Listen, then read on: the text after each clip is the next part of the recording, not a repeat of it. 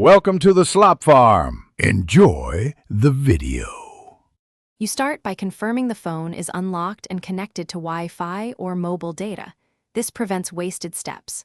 Once done, open Settings and go to Wireless and Networks or Connections, then tap Wi-Fi. You will select the active network name to reach its details. Make sure to access Advanced or IP settings. This first action places you right where DNS entries live, and it avoids toggling unrelated options. Now that you're at the network details screen, proceed to change IP settings from DHCP to static or to the DNS fields if shown. Now you'll input the custom DNS. If the DNS fields aren't visible, switch IP settings from DHCP to static. You don't need to change IP values unless required.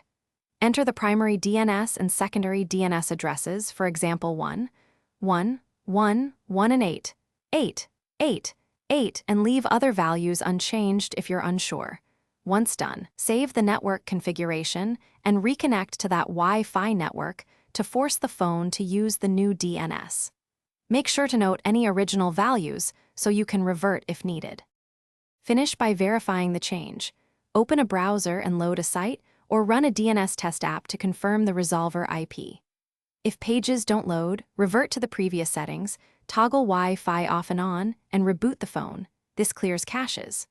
Once stable, you can apply the same DNS to other networks or use a trusted DNS over HTTPS VPN app for device-wide DNS on mobile data. If problems persist, switch back and try a different public DNS provider to rule out resolver outages. Thanks for watching. Consider subscribing if we helped you today.